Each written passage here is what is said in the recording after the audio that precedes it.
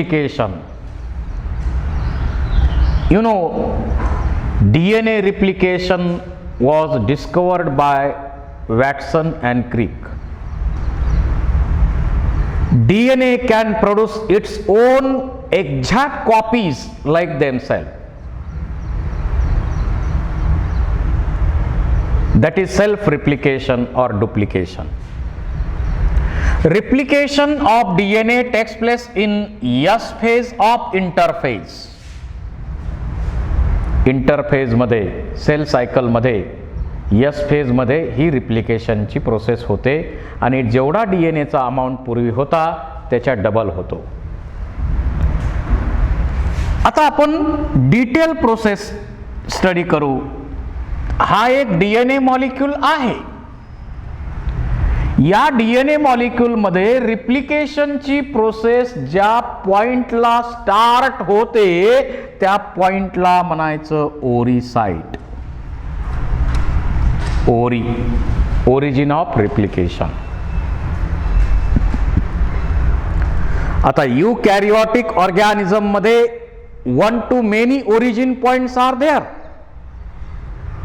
हे initiation point किंवा origin point eukaryotic cell मध्ये एक पेक्षा जास्त असतात.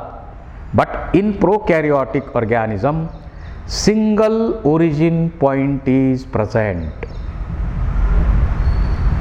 So first point, origin points are 1 to more in eukaryotes, but single origin point is present in prokaryotes.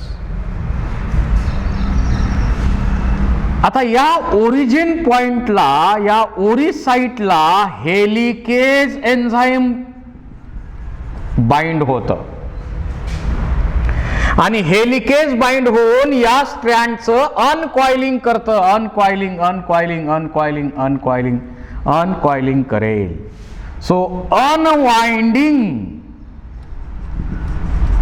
Of DNA, unwinding of DNA takes place due to breaking of hydrogen bonds by using enzyme helicase.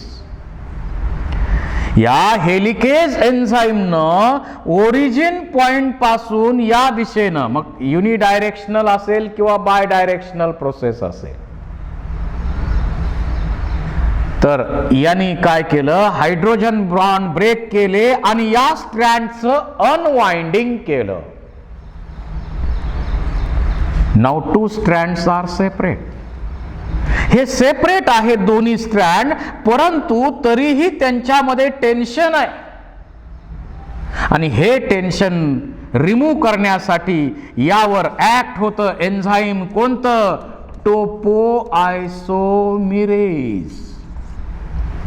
This topoisomerase cut these strands, remove the tension. यातलं सगळं tension remove करतं आणि लायगेज एन्झाईमच्या साह्यानं पुन्हा ते strand tension remove करून, हे tension remove केलं आणि टेन्शन रिमूव्ह करून हे स्ट्रँड पुन्हा जोडले जातात. सॉरी, स्ट्रँड जोडले जात नाहीत, हे स्ट्रँड इथल्या इथं जोडले जाणार लायगेज एन्झाईमच्या साह्यानं. म्हणजे कट करणार, टेन्शन रिमूव्ह करणार आणि यालाच पुन्हा जोडणार. आणि आता हे सरळ झालेले स्ट्रँड आहेत, हे स्टेबल राहायला हवेत आणि ते स्टेबल राहण्यासाठी इथं एन्झाईम वापरलं जातं. एक एन्झाईम या सिंगल सेपरेटेड स्ट्रँडला बाइंड होतं, या सेपरेटेड स्ट्रँडला बाइंड होतं आणि याला आपण म्हणतो single stranded binding proteins. Now single stranded binding proteins binds with separated strands and make these separated strands more and more stable. या स्ट्रँड्सना, सेपरेट झालेल्या स्ट्रँड्सना स्टेबल करण्याचं काम कोण करतंय? तर हे सेपरेटेड, हे सिंगल स्ट्रँडेड बाइंडिंग प्रोटीन्स हे काम करणार.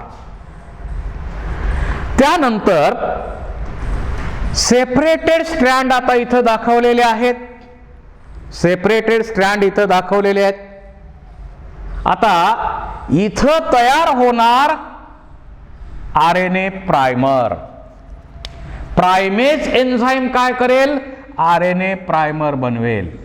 पहिला RNA प्रायमरचा मॉलिक्यूल कुठं बनवला जाईल?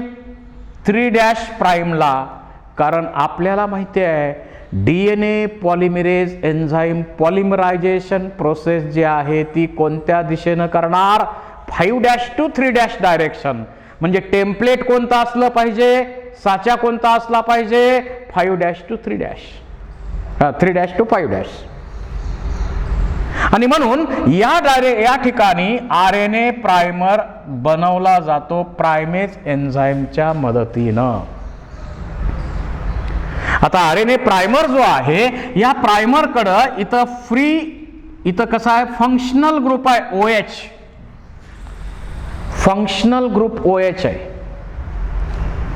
हा प्रायमर बाइंड केल्यानंतर इथं DNA पॉलिमरेज 3 नावाचं एन्झाईम ऍक्ट होतं आणि कॉम्प्लिमेंटरी न्यूक्लिओटाइड आणणार जोडणार याप्रमाणे प्रोसेस होणार. आता गृहीत धरा इथं समजा ॲडेनिन आहे, इथं ग्वानिन आहे, थायमिन आहे, सायटोसिन आहे, ग्वानिन आहे, सायटोसिन आहे, ॲडेनिन आहे, ग्वानिन आहे, थायमिन आहे, सायटोसिन आहे. असे बेसेस आपले कुठल्या स्ट्रँडवर? टेम्पलेट स्ट्रँडवर असे बेसेस समजा आहेत. तर DNA पॉलिमरेज 3 काय करणार? DNA पॉलिमरेज 3 काय करेल? तर इथं ॲडेनिन आहे, DNA पॉलिमरेज 3 काय करणार? इथं थायमिन घेऊन येणार, जोडणार. इथं ग्वानिन आहे, सायटोसिन आणणार, जोडणार. थायमिन आहे, ॲडेनिन आणणार, जोडणार. सायटोसिन आहे, ग्वानिन आणणार, जोडणार. ग्वानिन आहे, सायटोसिन आणणार, जोडणार. सायटोसिन आहे, ग्वानिन आणणार, जोडणार. सायटोसिन आहे, ग्वानिन आणून जोडेल. ॲडेनिन आहे, थायमिन आणून जोडेल. ग्वानिन आहे, सायटोसिन जोडेल. थायमिन आहे, ॲडेनिन जोडेल. सायटोसिन आहे, ग्वानिन जोडेल. याप्रमाणे या बाजूनं न्यूक्लिओटाइड आणले जोडले आणि या दिशेनं म्हणजे हे घडलं कोणत्या दिशेनं? नवीन स्ट्रँड जे बनतं त्याचं डायरेक्शन पाहिलं तर 3' to 5' डायरेक्शननं हे घडलेलं आहे. 3' to 5' डायरेक्शननं हे घडलेलं आहे. आणि आता दुसऱ्या साइडनं प्रोसेस होताना हे स्ट्रँड कंटिन्यू बनलं का? बनलं. असं जे कंटिन्यू स्ट्रँड बनतं या स्ट्रँडला म्हणायचं लीडिंग स्ट्रँड और कंटिन्युअस स्ट्रँड. कंटिन्युअस स्ट्रँड आहे किंवा लीडिंग स्ट्रँड आहे. आणि दुसऱ्या साइडनं प्रोसेस होताना कंटिन्यू होत नाही. लीडिंग स्ट्रँड बनवण्यासाठी एकच RNA प्रायमर सफिशियंट आहे. यावर MCQ विचारले जातात, या डायग्रामवर विचारले जातात. बारकाईनं लक्ष द्या. लीडिंग स्ट्रँड बनवण्यासाठी एकच RNA प्रायमर सफिशियंट आहे. परंतु दुसऱ्या साइडला जर विचार केला तर दुसऱ्या साइडला प्रोसेस कंटिन्यू होत नाही. इथं एक RNA प्रायमर आहे, OH फंक्शनल OH ग्रुप त्याच्याकडं. इथं सेकंड RNA प्रायमर आहे, OH functional group. Third RNA primer आहे, OH ग्रुप फंक्शनल. असे अनेक RNA प्रायमर या दिशेनं काम करतात. दुसऱ्या दिशेनं अनेक RNA प्रायमर्स काम करतात. हे लक्षात घ्या. अनेक RNA प्रायमर्स काम करतात. So many RNA primers are involved in polymerization of fragments in another site. आता इथं मग कॉम्प्लिमेंटरी न्यूक्लिओटाइड जसे असतील तसे इथं आणणार जोडणार आणणार जोडणार आणणार जोडणार. ह्या RNA प्रायमर सुद्धा इथून पुढे आणणार जोडणार पॉलिमरेज एन्झाईमच्या सहाय्यानं आणणार जोडणार. आता दुसऱ्या बाजूला जी प्रोसेस झालेली आहे ही काही कंटिन्यू झाली का? नाही. दुसऱ्या साईडला नवीन स्ट्रँड जे बनलं ते कंटिन्यू बनलं का? नाही. असं डिस्कंटिन्युअस स्ट्रँड जे बनलेलं आहे याला लॅगिंग स्ट्रँड किंवा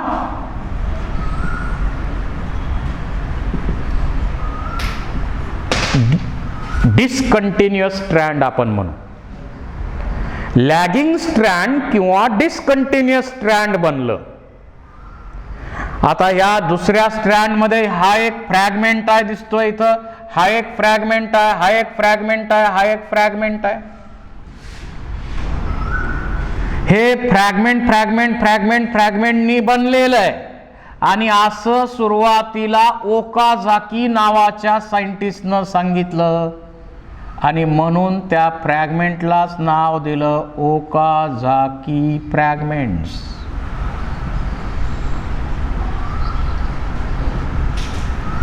So leading strand is continuously formed while lagging strand is formed by small fragments of 1000 to 2000 bases long. These fragments are called as Okazaki fragments.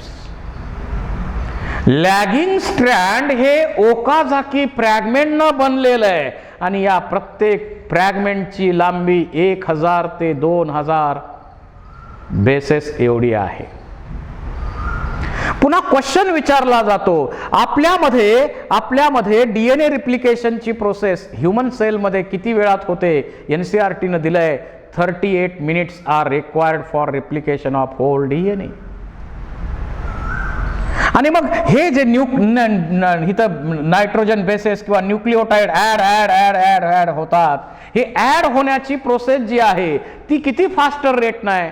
Faster रेटनं आहे, परंतु 2000 per second, 2000 bases per second या स्पीडनं ही process होत असते. आणि जे न्यूक्लिओटाइड इथं आणून जोडले ते सुरुवातीला कसे होते? मोनोफॉस्फेटच्या फॉर्म मध्ये होते. फॉस्फोरायलेजनं त्याला काय केलंय? फॉस्फेट ATP वापरला, एनर्जी वापरली आणि त्यांना काय केलंय?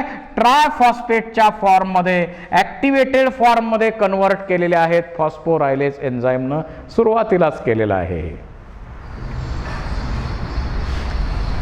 तर असे हे न्यूक्लिओटाइड्स जोडले. इथं जर पाहिलं तर एक स्ट्रँड कंटिन्यू तयार झालंय, दुसरं स्ट्रँड डिस्कंटिन्युअस तयार झालंय. कंटिन्यू तयार झालेल्या स्ट्रँडला लीडिंग स्ट्रँड म्हणायचं आणि डिस्कंटिन्युअस तयार झालेल्या स्ट्रँडला लॅगिंग स्ट्रँड म्हणायचं. ते छोट्या छोट्या तुकड्यांनी बनलेलं आहे, ओकाझाकी फ्रॅगमेंटनी बनलेलं आहे. ओकाझाकी फ्रॅगमेंटची लांबी किती असते? 1000 ते 2000 बेसेस एवढं लांब आहे. आता इथं जर प्रोसेस पाहिली तर दोन्ही स्ट्रँड कंटिन्यू तयार होतात का? नाही. एक स्ट्रँड कंटिन्यू तयार होतं, दुसरं डिस्कंटिन्युअस होतं आणि म्हणून डीएनए रिप्लिकेशनची प्रोसेस कशी आहे? Semi conservative. This replication of DNA is called as semi conservative replication. एक स्ट्रँड जुनच आहे. इथं सेमी कॉन्झर्वेटिव्ह का बनायचं? कारण इथं एक स्ट्रँड जुना आहे. हा नवीन मॉलिक्यूल बनलाय ना डीएनएचा, याच्यामध्ये एक स्ट्रँड जुना आहे, एक स्ट्रँड नवीन आहे. इकडे पण एक स्ट्रँड जुना आहे, एक स्ट्रँड नवीन आहे, म्हणून त्याला सेमी कॉन्झर्वेटिव्ह म्हणायचं. आणि कंटिन्यू आहे का? नाही. डिस्कंटिन्युअस पूर्ण आहे का? नाही. म्हणून याला सेमी डिस्कंटिन्युअस. एक स्ट्रँड कंटिन्यू, एक स्ट्रँड डिस्कंटिन्युअस, म्हणून त्याला सेमी डिस्कंटिन्युअस म्हटलेलं आहे. सेमी कॉन्झर्वेटिव्ह कारण नवीन DNA मॉलिक्यूल जरी बनला तरी त्याच्यामध्ये निम्मा मॉलिक्यूल जुना, एक स्ट्रँड जुना आणि एक स्ट्रँड नवीन तयार होतं. Due to half of parental DNA can retain in new molecule, replication is said to be semi conservative. आता या ओकाझाकी फ्रॅगमेंट्स ना, ह्या आता RNA प्रायमर तसेच ठेवायचे का? ओकाझाकी फ्रॅगमेंट आहे तसेच ठेवायचे का? नाही. आता DNA पॉलिमरेज 1 एन्झाइम येणार. DNA पॉलिमरेज 1 एन्झाइम येणार आणि हे जे RNA प्रायमर आहेत ते प्रायमर रिमूव्ह करणार. प्रायमर रिमूव्ह केले जातील आणि DNA प्रायमर रिमूव्ह केले जातील आणि प्रायमर रिमूव्ह केल्यानंतर हे सील केलं जाईल. आता हे तुकडे आहेत ना, हे तुकडे काय केले जातील? लायगेज एन्झाइमच्या मदतीनं हे सगळे तुकडे सील केले जातील आणि इकडच्या बाजूचं सुद्धा स्ट्रँड जे आहे ते कंटिन्यू बनेल. म्हणजे डिसकंटिन्युअस सुरुवातीला होतं पण कायम राहत नाही, ते फायनली ते कंटिन्यू होतं.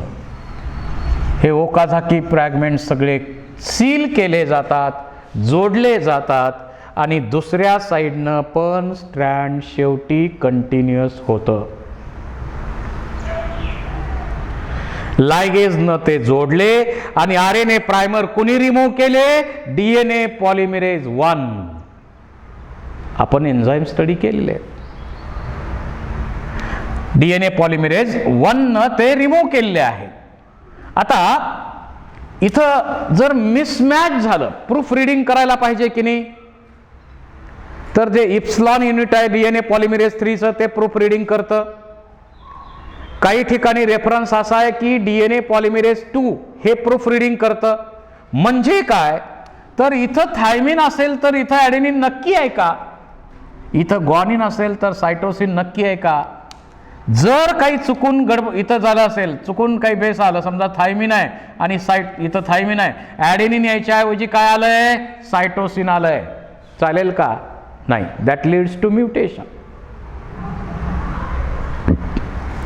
अशी जर गडबड झाली तर म्युटेशन होईल आणि म्युटेशन झालं तर पुन्हा गडबड होणार आणि मग पुढं जेनेटिक कोडमध्ये गडबड होईल.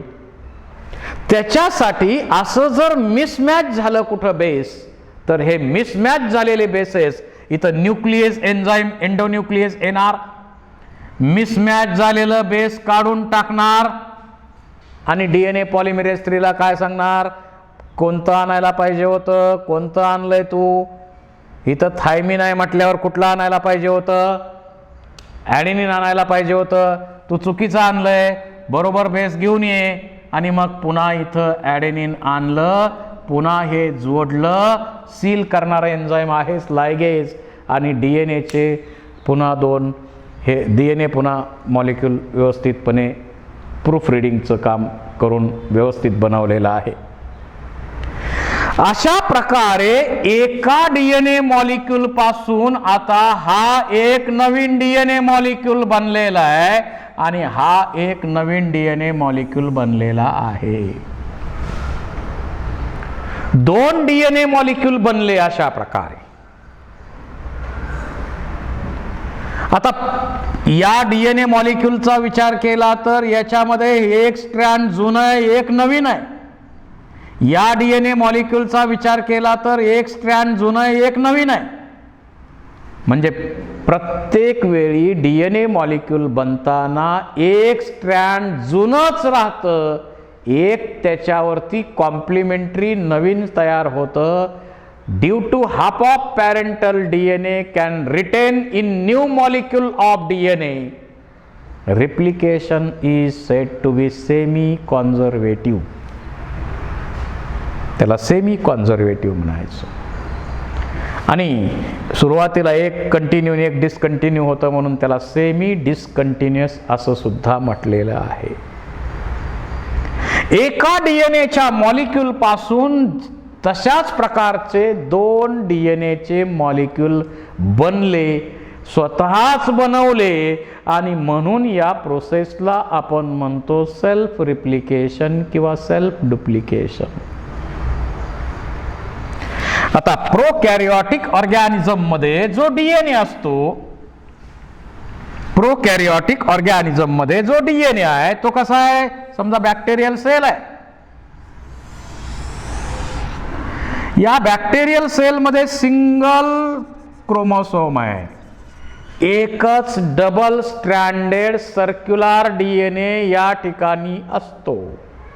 इथं न्यूक्लियर मेम्ब्रेन नाही, न्यूक्लिओप्लाझम नाही, न्यूक्लिओलस नाही, एकच सर्क्युलर डीएनएचा मॉलिक्यूल इथं असतो आणि हा डबल स्ट्रँडेड सर्क्युलर डीएनए या ठिकाणी असतो.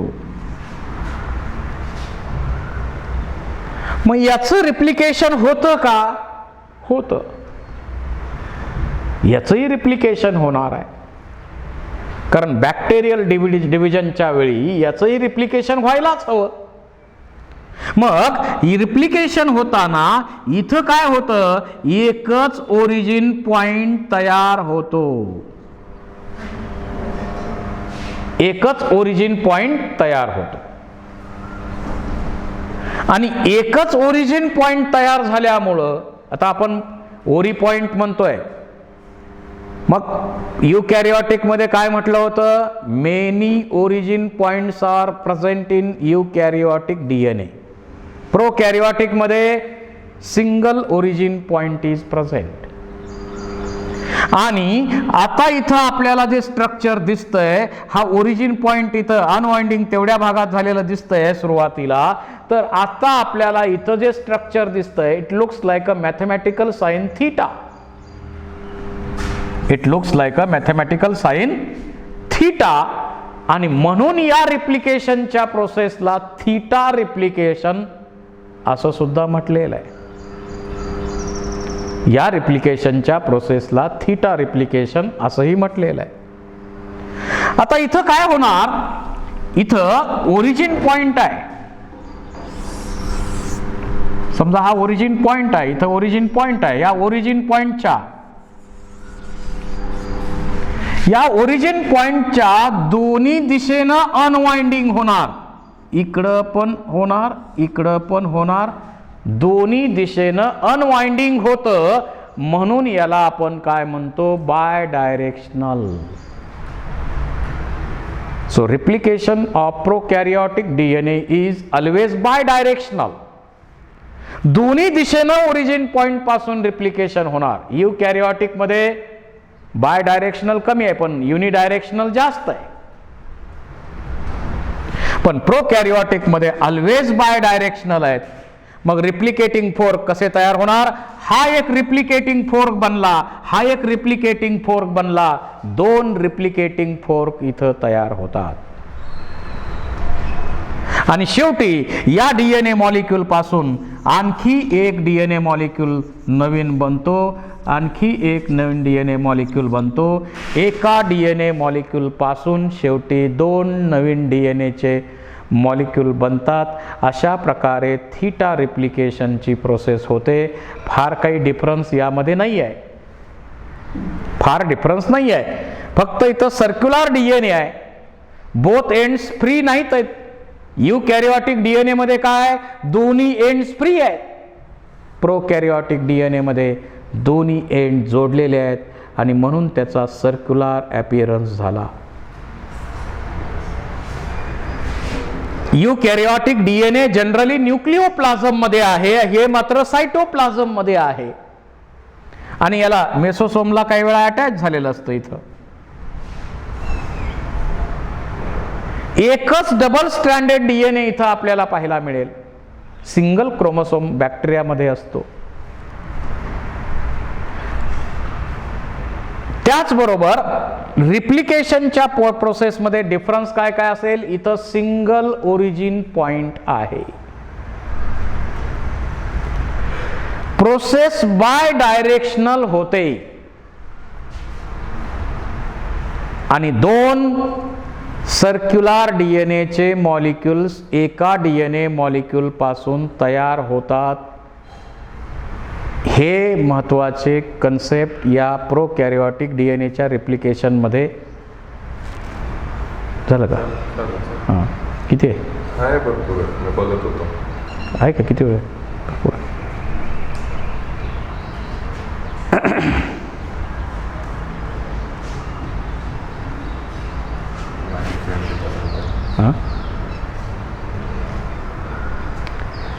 रिप्लिकेशन. मग आता रिप्लिकेशनच्या या प्रोसेस नंतर मेसलसन अँड स्टाल यांनी केलेला एक्सपेरिमेंट आहे. मेसलसन अँड स्टाल यांनी केलेला एक्सपेरिमेंट बघू आपण.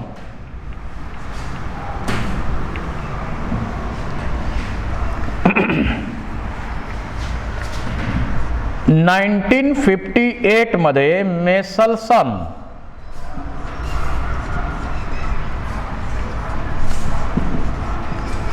यांनी एक्सपेरिमेंट केला.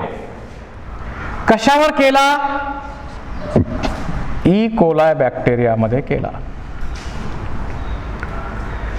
त्यांनी काय केलं? एक बॅक्टेरियाचं कल्चर घेतलं, मल्टिप्लिकेशन होऊ दिलं आणि या बॅक्टेरियामध्ये सुरुवातीला हेवी डेन्सिटी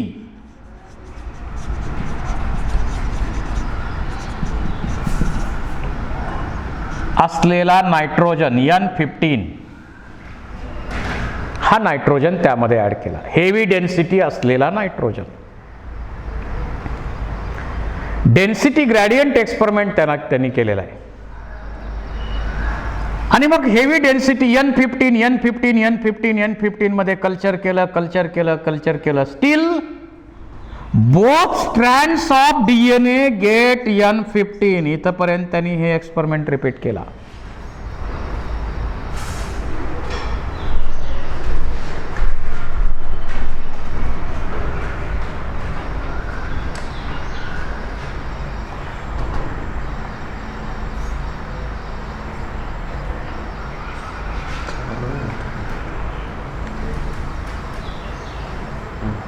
चलो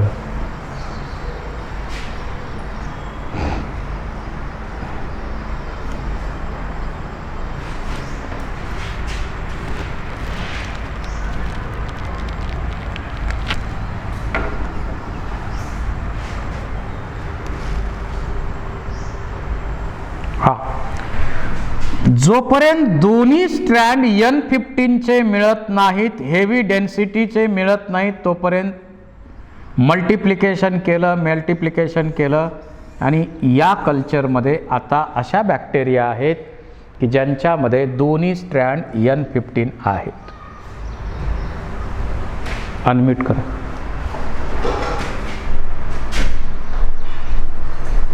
अनम्यूट. यस ते मध्येच काहीतरी डिस्टर्बन्स येतोय.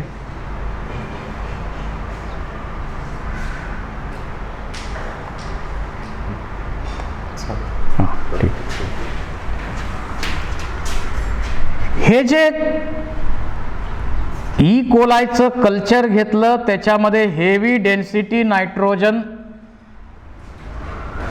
ऍड केला आणि या ई कोलायचं मल्टिप्लिकेशन रिपीट केलं till both strands of DNA get N15 type. Later on, this culture or these bacteria are transferred in culture medium contains light density having nitrogen, that is N14. म्हणजे N14 चं culture असलेल्या या culture medium मध्ये दोन्ही strand N15 असलेल्या bacteria add केल्या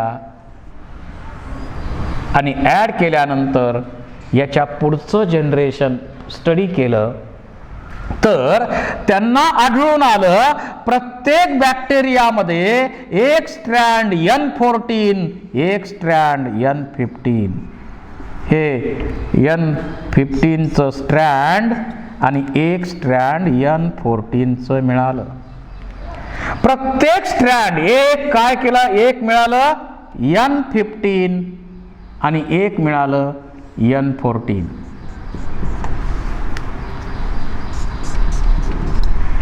From this, it is clear that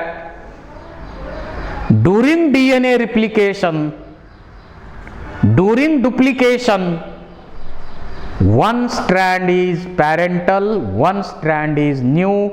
So half of parental DNA can retain in new molecule of DNA. This is confirmed by, or process is semi-conservative, and semi-conservative replication is confirmed by Michelson and Stahl. म्हणजे एक strand जुनं असणार, एक strand नवीन तयार होतं, हे त्यांनी या एक्सपेरिमेंटमध्ये दाखवून दिलं. म्हणजे सेमी कॉन्झर्वेटिव्ह मॅनरनं रिप्लिकेशन होतं, हे त्यांनी कन्फर्म केलेलं आहे. तुम्हाला यावरती अनेक क्वेश्चन विचारलेले आहेत अप्लाइड. समजा पहिलं जनरेशन असं आहे, कल्चर मीडियम सेम ठेवलं. समजा हे फर्स्ट जनरेशन आहे. पहिल्या जनरेशनमध्ये काय, एक स्ट्रँड N15 आहे, एक स्ट्रँड N14 आहे. आता सेकंड जनरेशन याच्या पुढचं आपण विचारात घेतलं तर काय होणार आहे, काय होणार आहे, एक स्ट्रँड इथं, एक स्ट्रँड N14, एक स्ट्रँड N15, असे दोन बनणार. याच्यामध्ये N15 N14 स्ट्रँड असलेलं एक बनणार आहे, याचे दोन बनणार आहेत, इकडं आणि इकडं. हे याच्या पुढच्या जनरेशनचा विचार केला तर याच्या पुढच्या जनरेशनमध्ये इकडं टोकालाच फक्त N15 राहणार, इथं N14 आणि मध्ये सुद्धा दोन मॉलिक्यूल N14चे बनणार. म्हणजे 3:2, 1:2 काय असेल 3 याप्रमाणे राहणार. म्हणजे प्रत्येक जनरेशनमध्ये काय होतं हे कल्चरवर पण डिपेंडंट आहे. कल्चर मीडियम तुम्ही कोणतं घेता त्यावर पण ते डिपेंडंट आहे. यावर तुम्हाला अनेक ठिकाणी MCQ विचारलेले आहेत. तुम्हाला आता MCQ सॉल्व करण्यामध्ये काही अडचण येणार नाही. तुम्ही MCQ याचे सॉल्व करा आणि याचे जे बाकीचे कन्सेप्ट आहेत ते आपण